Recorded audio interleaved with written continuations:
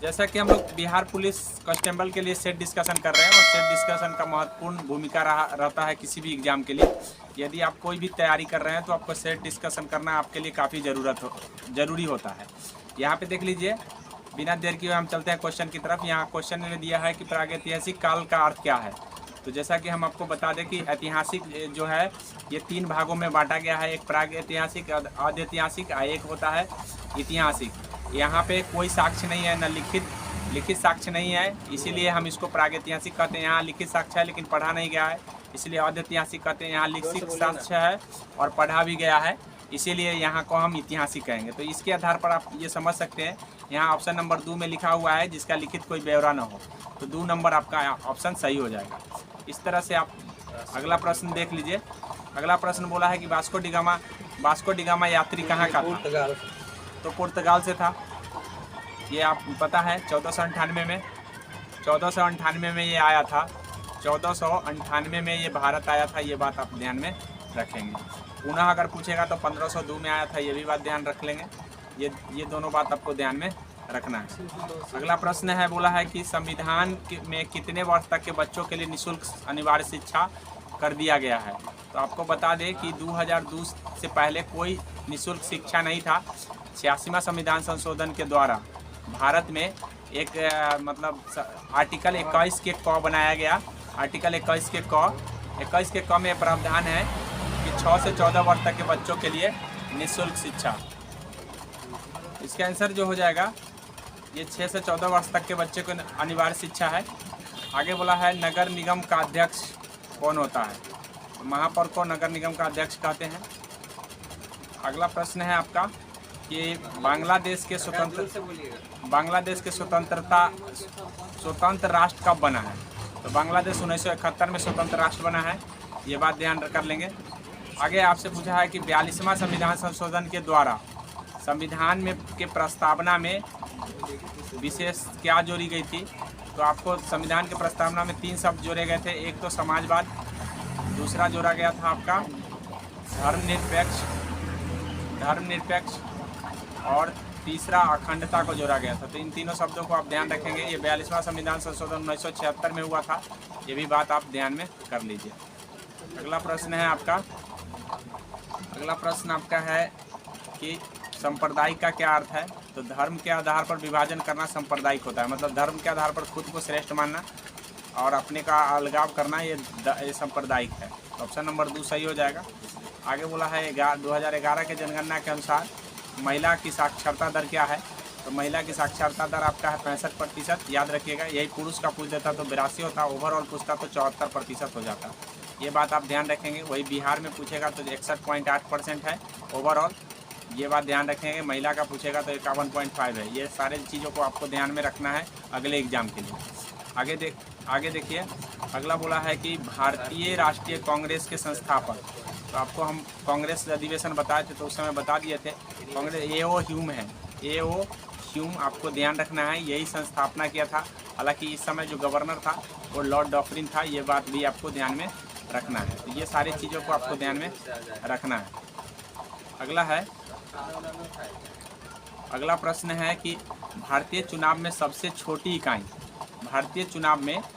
छोटी इकाई कौन है। तो ग्राम पंचायत है। याद रखिएगा कि चुनाव सबसे छोटा स्तर पर ग्राम पंचायत में होता है, ये बात आप ध्यान रखेंगे। संयुक्त राष्ट्र सुरक्षा परिषद के बारे में क्या सही नहीं है, ये पूछा है।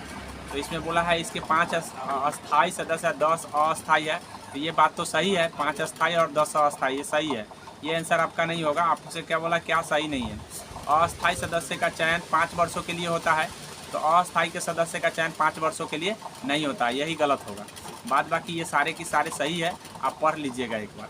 अगला है कि भारत की स्वतंत्रता के बाद निम्न में से कौन भारतीय गवर्नर जनरल बना है। तो भारतीय गवर्नर जनरल आपको ध्यान होना चाहिए कि जब हमारा देश स्वतंत्र हुआ था उस समय लॉर्ड बेंटिक बना था, लेकिन बेंटिक जो है ना भारतीय नहीं था। बेंटिक जो था भारतीय नहीं था, भारतीय में आपका चक्रवर्ती राजगोपालचारी आ जाते हैं, ये बात को भी आप ध्यान रखेंगे। अगला प्रश्न है आपका गुट निरपेक्ष आंदोलन की स्थापना कब हुई। तो मैं आपको बता दूं कि जब दूसरा विश्व युद्ध समाप्त हुआ तो विश्व 2 खेमों में बट गया। एक खेमे का नाम था साम्यवादी और दूसरा खेमे का नाम था पूंजीवादी। अब इसमें से दो गुट बन गए, दोनों गुट में भारत कहाँ शामिल होगा? तो भारत बोला भैया मैं किसी में शामिल नहीं होऊंगा।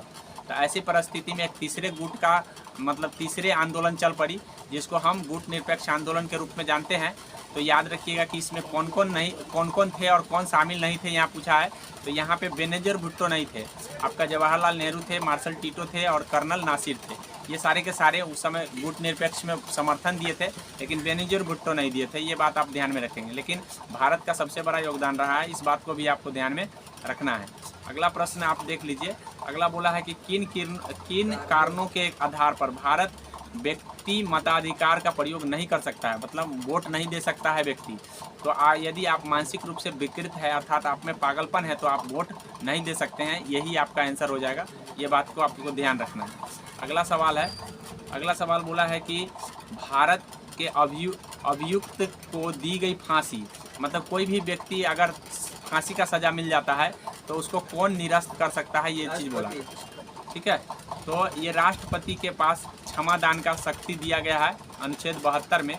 ये बात आप ध्यान रखिए कि राष्ट्रपति के पास क्षमा याचना में वो फांसी की सज़ा को माफ़ कर सकते हैं। ये सज़ा को माफ़ ही नहीं कर सकते हैं, लघुकरण कर सकते हैं। इसके बाद है निरस्त कर सकते हैं, निलंबन कर सकते हैं। ये सारी की सारी शक्ति राष्ट्रपति में है। अनुच्छेद 72 में ये बात दिया गया है। अनुच्छेद 61 के तहत राष्ट्रपति पर महाभियोग भी लगता है। ये बात भी आप ध्यान रखिएगा। आगे है, आगे बोला है कि ब्रिटिश प्रधानमंत्री ग्रेविनेल स्टॉप एक्ट कब लाया था? तो ये 1765 में लाया था। इस बात को आप ध्यान रखेंगे। रॉलेट एक्ट कब आया था? तो सबको पता है 1919 में आया था। राजा राम मोहन राय किस सामाजिक बुराई को ख़त्म करने के लिए संघर्ष किए थे? तो ये संघर्ष किए थे सती प्रथा को। सती प्रथा क्या होता है मैं आपको बता दूं। अगर किसी का हस्बैंड मर जाता था तो पत्नी को जिंदे हस्बैंड के साथ जलना पड़ता था। तो ये प्रथा एक सती प्रथा थी। एक जौहर प्रथा भी थी, याद रखिएगा। जौहर प्रथा सती प्रथा की ही तरह था, लेकिन याद रखिएगा कि जौहर प्रथा एक अलग प्रथा थी। ये बात भी आपको ध्यान में रखना है। आगे बोला है कि भारत में पुर्तगाल, तो ये यहाँ पे जो सती प्रथा का अंत जो करवाए थे राजा राम मोहन राय, बेंटिक के सहयोग से करवाए हैं। अर्थात बेंटिक ने ख़त्म किया है, लेकिन योगदान इन्हीं का रहा है। भारतीय पूछता है तो ये होंगे, अगर गवर्नर का नाम पूछता तो अब बेंटिक होता, लॉर्ड विलियम बेंटिक।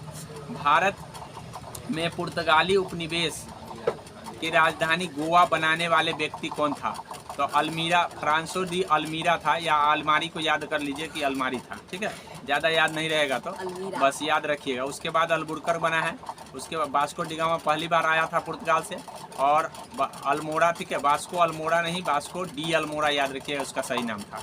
आगे है, अंग्रेजी सरकार द्वारा किस ईस्वी में सूती वस्त्र को आयात कर, मतलब आयात पर टैक्स हटा दिया गया, मतलब सूती वस्त्र पर टैक्स नहीं लगेगा? कौन सा वर्ष? 1881 में सूती वस्त्र फैक्ट्री अधिनियम आया था।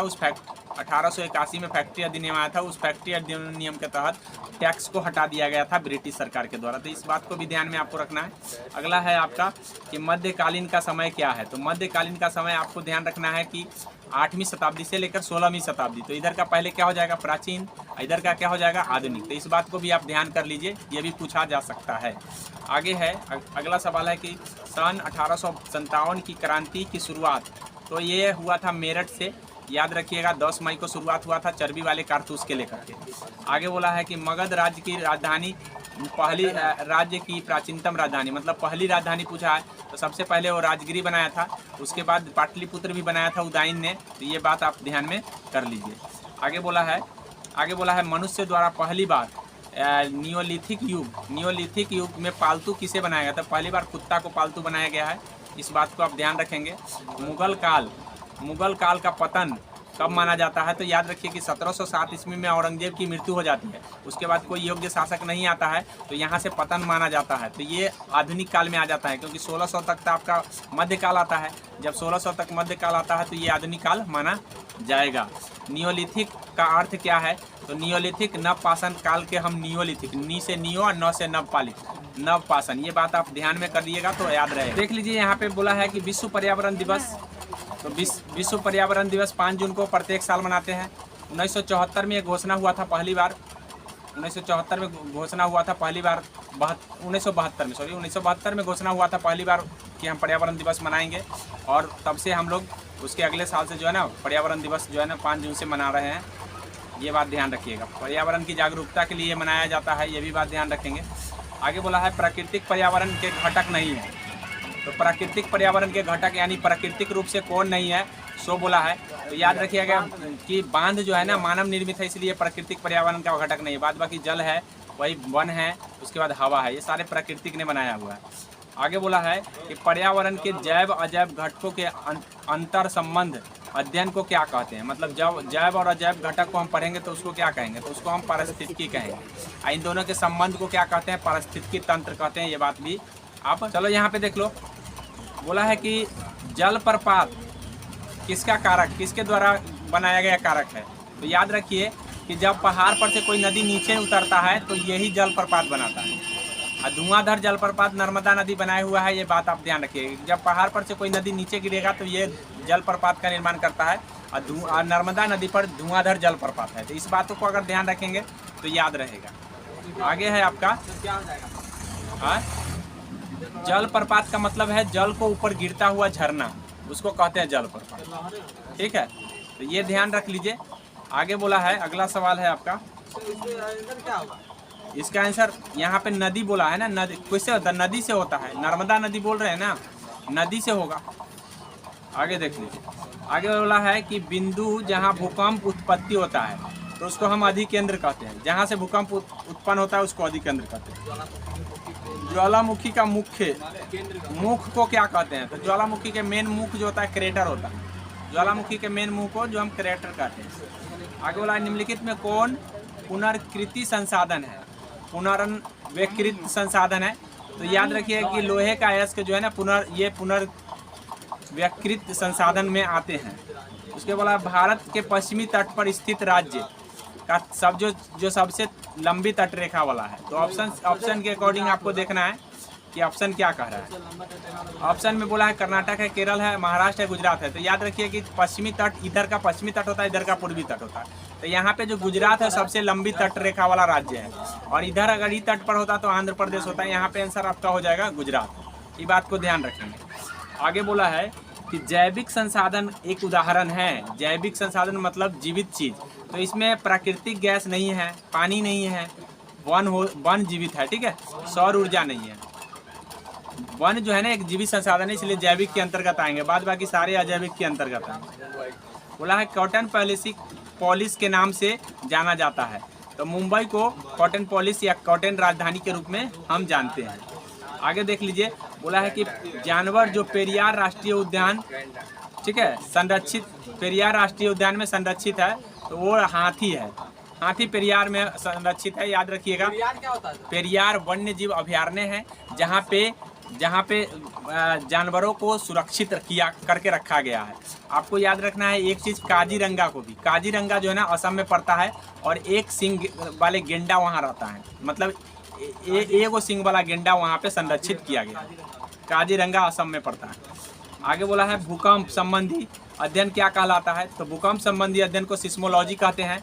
यही सिस्मोग्राफ होता है, तो जहाँ पे हम भूकंप को दर्शाते हैं। यही रिक्टर स्केल होता है। तो रिक्टर स्केल हम भूकंप की तीव्रता, रिक्टर स्केल पर हम भूकंप की तीव्रता मापते हैं, ये याद रखिएगा।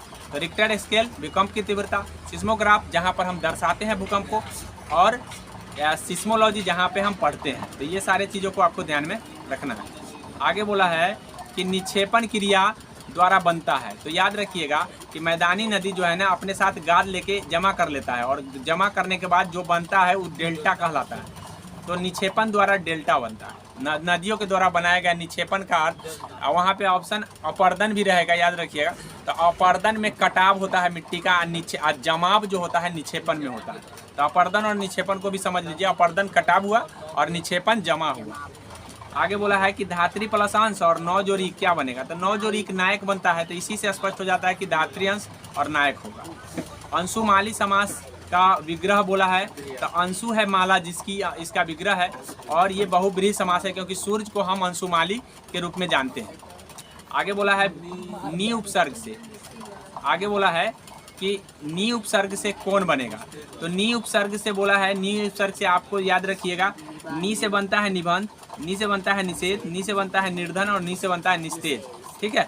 नियुक्त नहीं बनता है, याद रखिएगा, और निर्यात नहीं बनता है, क्योंकि वो जो है वो अलग उपसर्ग से, मतलब उसमें नी उपसर्ग नहीं है, याद रखिएगा। सब तो नहीं लग रहा है, सब नहीं, confused उसमें नहीं है, तो याद रखिएगा। निर्धन, निह जोड़ धन, ये विसर्ग संधि का उदाहरण है, निह जोड़ धन, तो इसका मतलब नी उपसर्ग इसमें आया। कौन आया? नी। इस तरह से याद रखेंगे। आगे बोला है निम्न में संबोधन, संबोधन बोला है कि संबोधन का शुद्ध रूप कौन है, तो संबोधन में याद रखिएगा भाइयों और बहनों, ठीक है। भाई अनुस्वार वाला नहीं, या अनुस्वार वाला नहीं होगा, याद रखेंगे। अगला प्रश्न है आपका 44 नंबर प्रश्न है, देख लीजिए 44 नंबर में क्या बोला है। यह लड़की बोला है सुंदर है, तो इसमें लड़की का है, लड़की शब्द क्या है, तो आप इसको ऐसे प्रश्न को आप ध्यान रखिएगा कि आप ध्यान, लड़की जो है ना नाउन है, तो सर्वनाम तो हो नहीं सकता है, विशेषण भी नहीं हो सकता है, क्योंकि नाउन है, संज्ञा है, इसीलिए आप पद और शब्द में ही कोई होगा। तो याद रखिएगा जब शब्द जो है ना, शब्द जब लाइन में आते हैं तो वो पद कहलाते हैं, शब्द नहीं कहलाते हैं, इसलिए पद आंसर इसका हो जाएगा। आ बैल गाड़ी चला, ठीक है। आ बैल मुझे मार, ये लोकोक्तिया होता है, तो यहाँ पे मुझे मार लिखा हुआ है, ये ध्यान कर लीजिए। गुरु का स्त्रीलिंग रूप बनाने वाले प्रत्यय आपको पूछना है, तो प्रत्यय क्या होता है सबसे पहले थोड़ा समझ लीजिए। जब किसी शब्द में, जब किसी शब्द में अगर इधर कोई जुड़ता है तो उसको प्रत्यय बोलते हैं, और यही चीज अगर इधर कोई जुड़ता है तो हम उपसर्ग बोलते हैं, याद रखिएगा। शब्द के पहले आने वाले को हम क्या कहते हैं? उपसर्ग, और शब्द के बाद में आने वाले को प्रत्यय। तो ये बात भी पूछा जा सकता है, ध्यान रखेंगे उपसर्ग और प्रत्यय में क्या अंतर है। आगे देख लीजिए, आगे बोला है कि विश्व व्यापार संगठन का मुख्यालय कहाँ है, तो याद रखिएगा दो चीज़ों को याद रखिएगा, एक WTO वर्ल्ड ट्रेड ऑर्गेनाइजेशन, एक WHO वर्ल्ड हेल्थ ऑर्गेनाइजेशन, ये दोनों का मुख्यालय जेनेवा में पड़ता है, ये बात ध्यान रखिएगा। वर्ल्ड हेल्थ ऑर्गेनाइजेशन विश्व स्वास्थ्य संगठन और WTO दोनों का मुख्यालय वहीं है। WTO का स्थापना 1 जनवरी 1995 में हुआ है, लेकिन इससे पहले इसका स्थापना 1948 में हो चुका था गैट के रूप में, याद रखिएगा। पूछा जाता है कि पहल का नाम इसका क्या है, तो गैट है। वही WHO का स्थापना 1948 में हुआ है, ये बात भी आप ध्यान में कर लेंगे। अगला प्रश्न है आपका कि भारतीय खिलाड़ी जिसे हाल ही में 2012 में राज्यसभा में चुना गया, तो याद रखिएगा कि राज्यसभा में 2012 में सचिन तेंदुलकर चुना गया था, ये पहल का है, ये ध्यान में कर लीजिए। अंतरिक्ष में जाने वाली भारतीय महिला का नाम पूछा है, तो याद रखिएगा पहली बार जो है ना कल्पना चावला गई थी, और किस शटल से गई थी, तो कोलंबिया से गई थी, ठीक है। कोलंबिया क्रैश हो गया, जब धरती पर पहुंचने ही वाली थे, बस 2 सेकंड में पहुंच जाती, इतना ही देर में वो मतलब उसमें का एक वाशर जल गया था, जिसके कारण उसमें आग लग गया, आग लगा वही उसकी डेथ हो गई, मतलब वो धरती पर कदम नहीं रख पाई थी, ये बात भी आप ध्यान में रखें। उस दिन हमारे लिए एक दुखद घटना घट गई, ठीक है, बस नज़दीक पहुंचने ही वाला था, तभी वायु के घर्षण से आग लग गया उसमें। हाँ, देख लीजिए आगे यहाँ देखिए, सरस्वती सम्मान पुरस्कार किस क्षेत्र में दिए जाते हैं, तो ये साहित्य के क्षेत्र में दिए जाते हैं, याद रखिएगा। अगला है लंदन ओलंपिक 2012 में भारत द्वारा जीते गए पदक, तो 2012 में जो लंदन ओलंपिक हुआ था, लंदन में जो ओलंपिक हुआ था, वो उस समय भारत 6 गो पदक जीता था, याद रखिएगा। 16 में रियो में ओलंपिक हुआ है, उसमें भारत 2 गो पदक जीता हुआ था, ठीक है।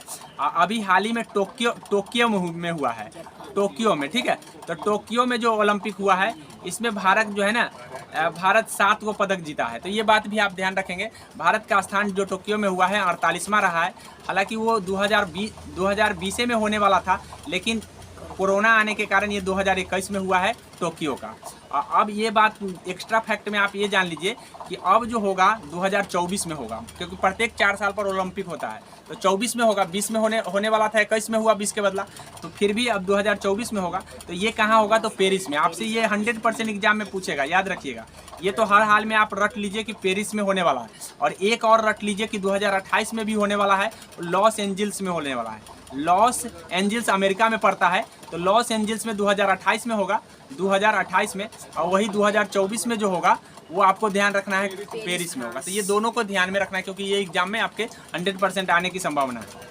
आगे देख लीजिए, आगे बोला है रहमतुल्लाह कप किससे संबंधित है। रहमतुल्लाह कप जो है आपको बैडमिंटन से संबंधित है, याद रखिएगा। रहमतुल्लाह कप किस क्षेत्र में है, तो बैडमिंटन में है, याद रखेंगे। मनुष्य चंद्रमा पर पहली बार कदम कब रखा था?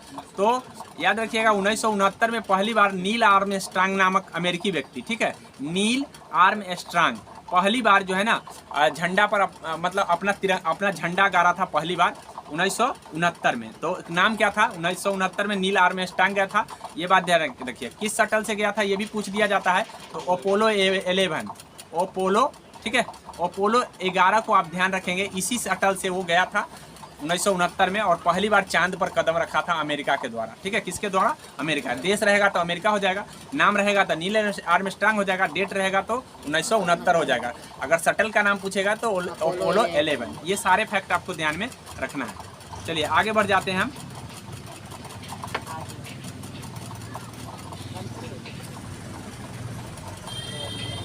अगला प्रश्न आपका है अंग्रेजी से है, देख लीजिए। अंग्रेजी में बोला है कि रॉन्ग क्या है, रॉन्ग क्या है? तो रॉन्ग मतलब सिंगुलर पुलर के हिसाब से रॉन्ग पूछा। तो याद रखिए मिनिमम का बोला है मिनिमा, ये सही है, ठीक है।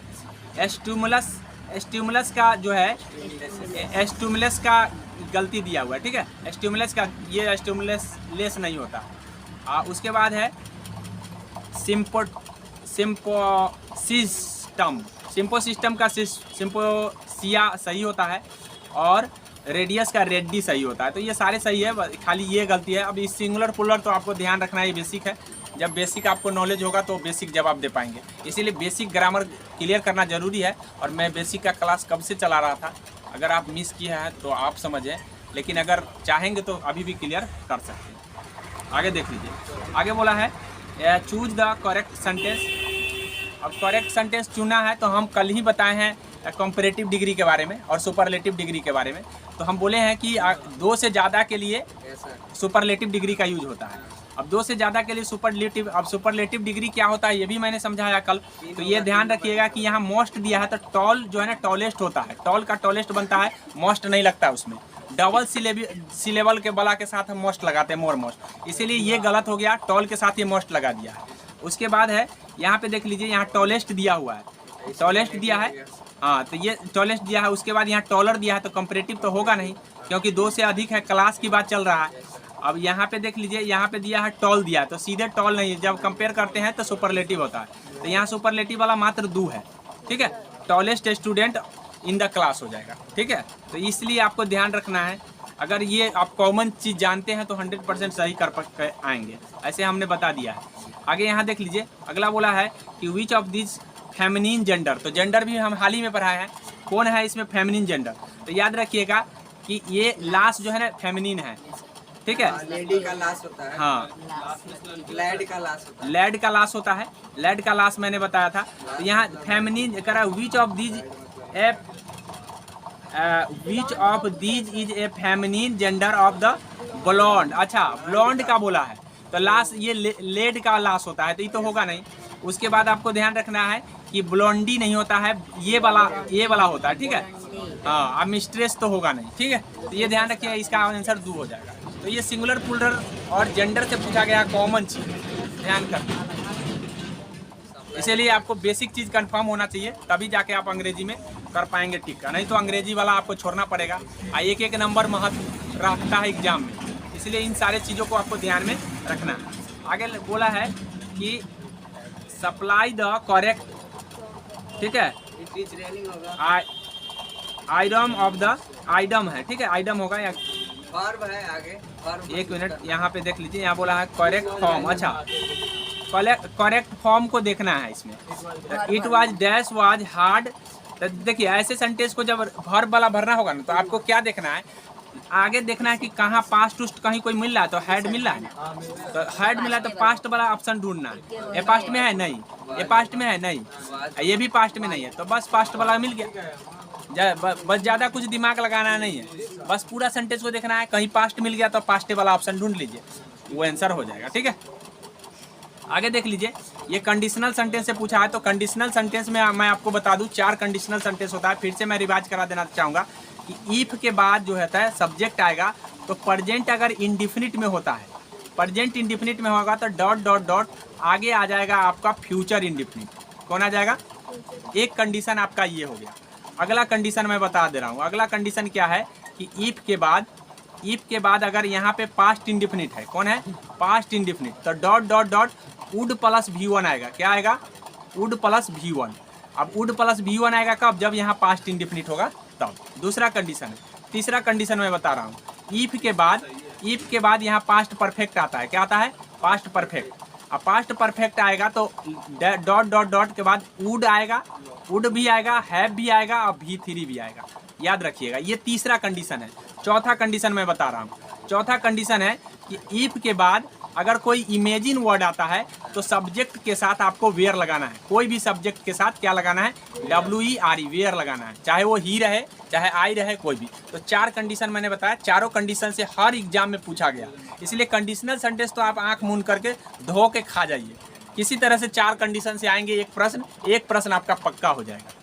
यहाँ देख लीजिए, आप यहाँ देखते हैं, यहाँ पे आया है, आप देख लीजिए कि फ्यूचर इंडिफिनिट आता है, शुरू में नहीं आता है।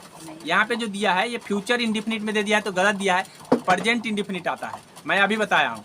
तो इफ के बाद यहाँ प्रेजेंट इंडिफिनिट नहीं है, ये इंडिफिनिट में है ही नहीं, एम नहीं आता है इंडिफिनिट में।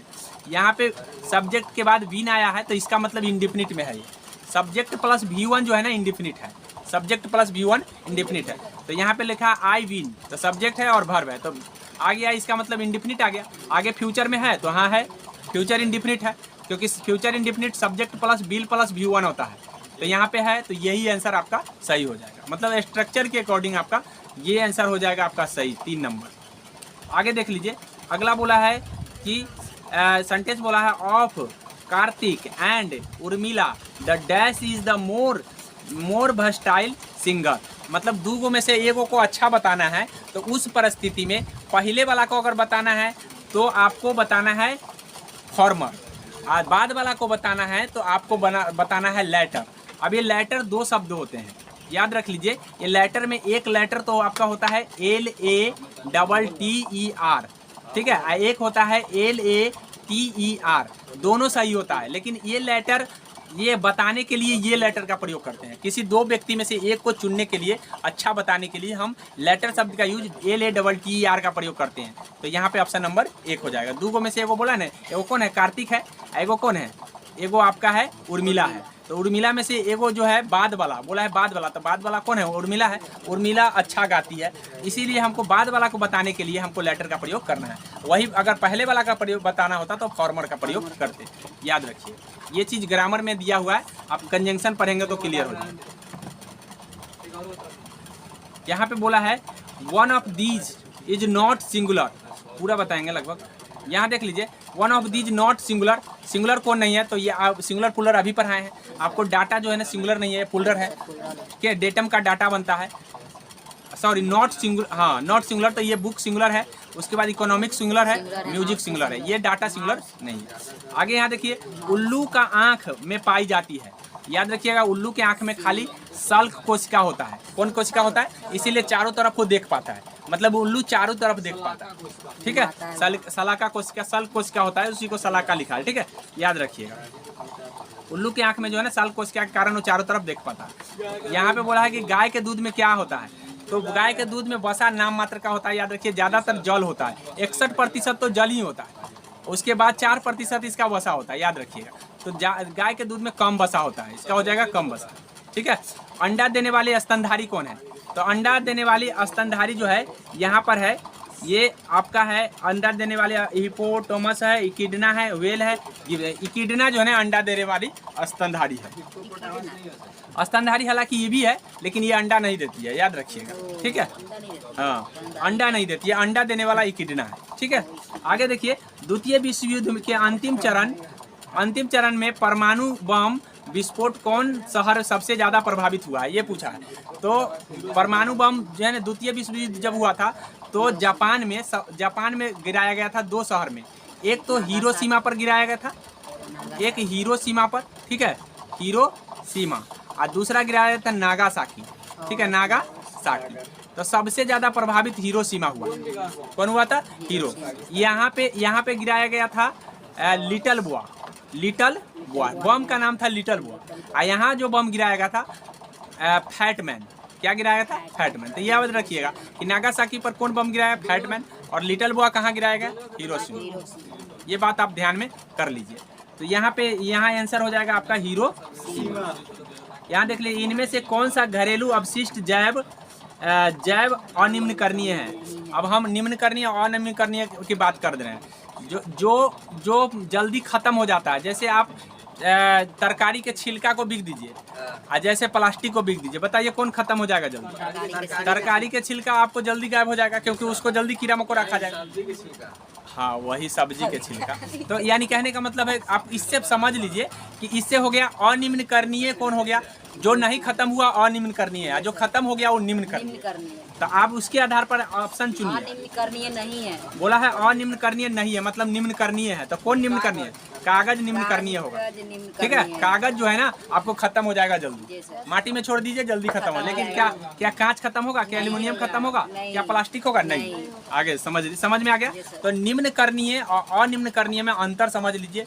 अनिम्नकरणीय उसको कहते हैं जो खत्म नहीं होता है, और निम्नकरणीय जो खत्म हो जाए। आगे समझ में, ज्यादा दिन के बाद खत्म होता है। आगे देख लीजिए, बोला है शैवाल, जल पक्षी, बड़ी मछली और छोटी मछली में आहार श्रृंखला बनाते हैं। तो आहार श्रृंखला में डीडीटी का सांद्रण किसमें सबसे ज़्यादा होगा?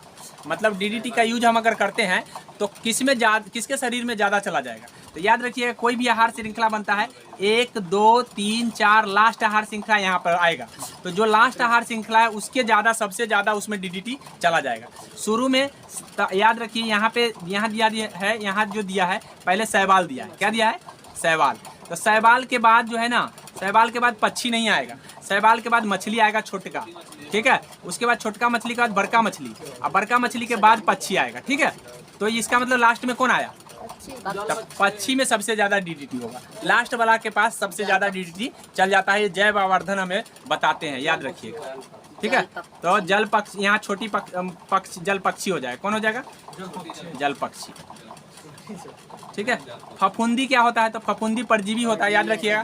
फफूंदी दूसरे के जीव में मतलब दूसरे के शरीर में जाके अपना जीवन बिताता है। जैसे आपके माथा में ढील हो जाता है तो वो क्या है? वो परजीवी है। तो इस तरह से दूसरे के अंदर रह करके जो खाता पीता है, सड़ा गला, ठीक है। हाँ, ठीक है, बढ़िया। चलिए आगे देख लीजिए। आगे बोला है कि एडिटिव भोजन में होता है। तो एडिटिव भोजन में जो है ना, रोगनाशक होता है। क्या होता है? रोगनाशक। किस पदार्थ के परिवहन के लिए पौधे का ऊर्जा चाहिए? मतलब बोला है कि पौधे का ऊर्जा किसके लिए चाहिए? तो याद रखिए, खनिज के परिवहन के लिए ऊर्जा चाहिए। खनिज अगर परिवहन करना है तो क्या पौधों को क्या होना चाहिए? ऊर्जा। नहीं तो वो ऊर्जा नहीं, मतलब अगर ऊर्जा नहीं है तो खनिज नहीं ले पाएगा, याद रखिएगा। आगे बोला है कि अवतल लेंस वस्तु की दूरी होगी। मतलब कहने का मतलब वस्तु, तो लेंस हो, दर्पण हो, कोई भी हो, वगैरह वगैरह, मतलब जितना भी है, लेंस है, दर्पण है, चाहे उत्तल हो चाहे अवतल हो, हमेशा वस्तु की दूरी, वस्तु इधर रखा जाता है, बायां तरफ। किधर रखा जाता है? बायां। और जो बायां तरफ होता है वो उसका चिन्ह पर पार्टी ऋणात्मक होता है, जो दायां तरफ होता है उसका धनात्मक होता है। तो यानी कहने का मतलब, हम यहाँ से इधर बढ़ते हैं तो धनात्मक, यहाँ से इधर बढ़ते हैं तो ऋणात्मक। तो चिन्ह पर पार्टी हमको बता दिया। अब चिन्ह पर पार्टी जब आपको पता है तो आप बताइए कि वस्तु का दूरी क्या होना? ऋणात्मक होना चाहिए। बस इतना बात ध्यान है तो हम ऋणात्मक लगा देंगे।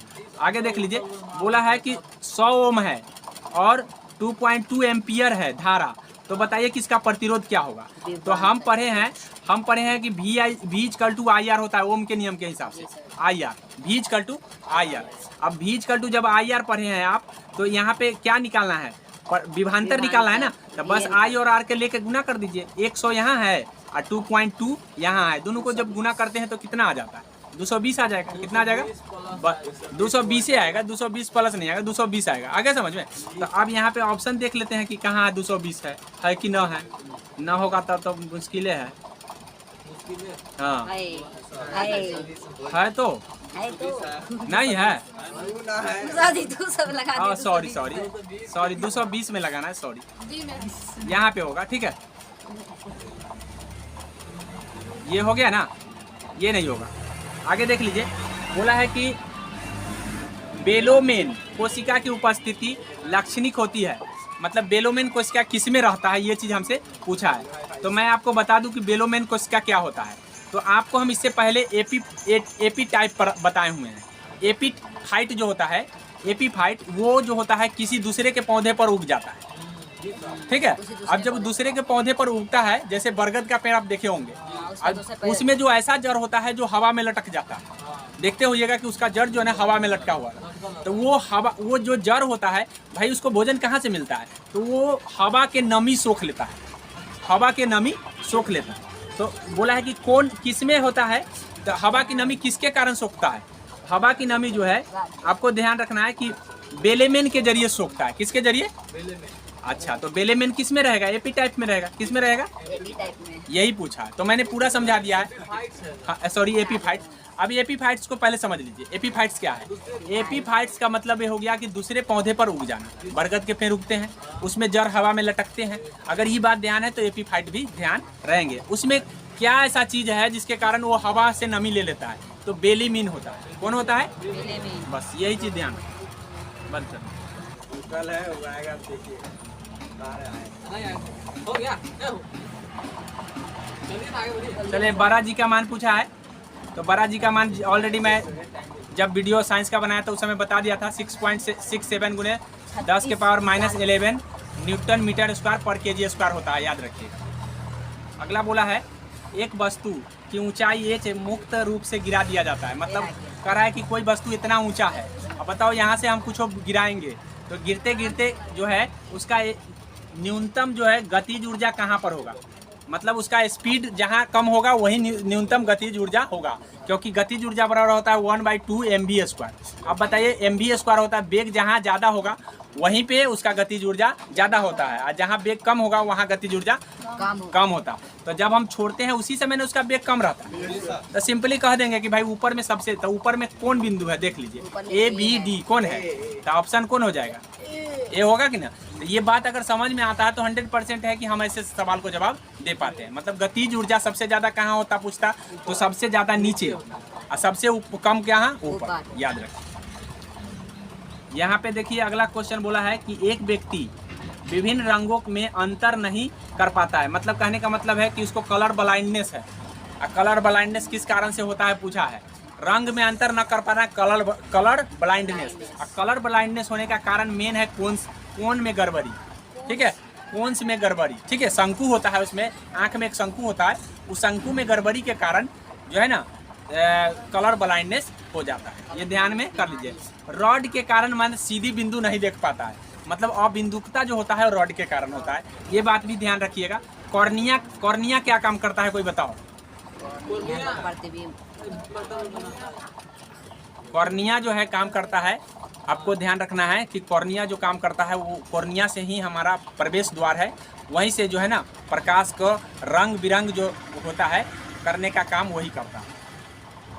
आगे देख लीजिए, बोला है यहाँ पे बोला है कि रेखांकित जो है नीचे फिगर जो दिखाया गया है इसमें जो है कह रहा है बल कितना होगा सो पूछा है। तो याद रखिएगा कि जितना इधर है उतना ही इधर है और उतना ही उधर है, नीचे वाला मिटा गया है, यहाँ पर उतना ही है। तो सब अगर बराबर दिखाया गया हो तो उस समय बल शून्य हो जाता है। क्या हो जाता है? शून्य। मतलब जितना जोर इधर लग रहा है उतना जोर इधर लग रहा है, इतना जोर इधर है, इतना, चारों तरफ जोर बराबर है, तब बल कितना लगा? कुछ भी नहीं लगा। ठीक है, हमको पता है कि जब तक विस्थापन नहीं होगा कोई बल, फिजिक्स की भाषा में, तो विस्थापन तो हुआ नहीं, बराबर जोर लगा, विस्थापन नहीं हुआ, इसलिए कोई बल नहीं, कोई बल नहीं, कोई कार्य नहीं भी हुआ। यहाँ ये भी हम कह सकते हैं, कार्य हुआ ना बल। आगे यहाँ देख लीजिए, यहाँ 0 दिया है ऑप्शन में, 0 दिया है। आगे देख लीजिए, बोला है कि 5 ओम और 10 ओम प्रतिरोध किसी परिपथ में श्रेणी क्रम में जोड़ा जाता है। तो जोड़ा जाता है तो निम्न में विकल्प कौन संभव है? मतलब श्रेणी क्रम, और देखिए हम जो है कोई भी प्रतिरोध को हम 2 क्रम में जोड़ते हैं। अगर हम ऐसे लिख दिए, ऐसे लिख दिए, एक को यहाँ जोड़ दिए, यहाँ जोड़ दिए तो समांतर क्रम हो गया। लेकिन हम यहाँ अगर यहाँ पे जोड़ दिए हैं और यहाँ जोड़ दिए तो श्रेणी क्रम हो गया। तो याद रखिएगा कि ऐसे जुड़ा रहेगा ये साइड लाइन से, तो इसको श्रेणी क्रम कहिए, और ऊपर नीचे जुड़ा है इसको कौन क्रम कहिए? समांतर क्रम। ये बात तो आप समझ में आ गया। अब अगर श्रेणी क्रम में जुड़ा है तो याद रखिएगा कि हमको पता है कि V=IR होता है। क्या होता है? V=IR। तो जिसमें ज़्यादा प्रतिरोध होगा उसमें ज़्यादा विभवांतर होगा, यही ना होगा? जिसमें ज़्यादा प्रतिरोध होगा उसमें ज़्यादा विभवांतर होगा। यहाँ बोला है कि दोनों का विभवांतर अलग अलग होगा, तो हाँ सही है। दोनों का विभवांतर अलग अलग, क्योंकि दोनों का प्रतिरोध अलग अलग है तो विभवांतर अलग अलग नहीं होगा, तो ये 1 नंबर सही है। दूसरा बोला दोनों के बीच विभवांतर समान होगा, तो ये गलत है ना, विभवांतर सेम नहीं होंगे, क्योंकि प्रतिरोध बढ़ेगा तो विभवांतर भी बढ़ेगा, तो अलग अलग हो जाएंगे, जैसे जैसे बढ़ेगा घटेगा उसके अकॉर्डिंग। आगे देख लीजिए, तीसरा बोला है कि 5 ओम प्रतिरोध, 5 ओम का प्रतिरोध का विभवांतर 10 ओम वाला से दुगुना होगा, तो नहीं, ऐसा नहीं है, ठीक है, नहीं दुगुना नहीं होगा, 10 ओम वाला का दुगुना होगा 5 ओम वाला से, ये चीज बोला, ठीक है। आगे बोला है 10 ओम वाला प्रतिरोध के लिए विभवांतर 5 ओम वाले प्रतिरोध का दुगुना, तो हाँ ये सही है, मतलब 1 और 4 सही है। यहाँ पे देख लीजिए कहाँ 1 और 4 दिया, 1 और 4 3 नंबर में दिया है ना, बस ये बात को आप ध्यान रखें। तो ओम का नियम हमको क्या बताता है, V=IR, ये V=IR आप ध्यान में रखेंगे, या इसका प्रयोग हम पहले भी किए हैं, इससे पहला वाला क्वेश्चन। हाँ, आगे देख लीजिए, ये बोला है कि तारामंडल, कौन सा तारामंडल अप्रैल महीने के, ठीक है, अप्रैल महीने के आकाश के उत्तरी भाग में दिखाई देता है। आर्यन है, लघु है, बृहत है और वृश्चिक है।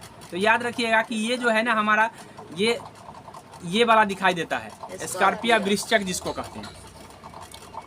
आगे बोला है किसी आवृत्ति में बारंबारता सारणी के माध्यिका आलेख विधि से निकालना है, मतलब अगर माध्यिका आपको आलेख विधि से निकालना है तो आपको क्या कहते हैं, उसको तोरण निकालना पड़ेगा। क्या निकालना पड़ेगा, आलेख विधि से निकालने के लिए आपको तोरण निकालना पड़ेगा, एक इधर से और एक उधर से। तो इस तोरण को हम एक और नाम से हम जानते हैं, उसको आवृत्ति वक्र कहते हैं। क्या कहते हैं, हाँ आवृत्ति वक्र। आयत चित्र अलग होता है, तोरण अलग होता है, और उसके बाद एक बहुभुज अलग होता है। 3 चीज होता है, तोरण, आयत चित्र और बहुभुज। तो हम निकालेंगे किससे, तोरण से, उसी को हम आवृत्ति वक्र कहेंगे। आगे देख लीजिए,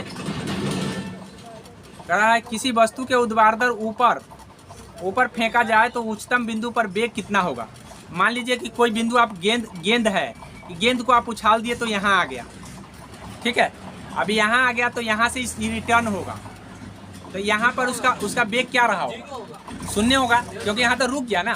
सिंपल भाषा में आप जवाब दे देंगे 3 नंबर, ठीक है, नहीं जवाब दे देंगे कि आप फेंक रहे हैं तो फेंक कर यहाँ से रिटर्न होगा, तो यहाँ तो रुका तब ना रिटर्न होगा, और नहीं रुकता तो ऊपर जाता। बस यही बोला, उच्चतम बिंदु पर क्या होगा, तो शून्य होगा।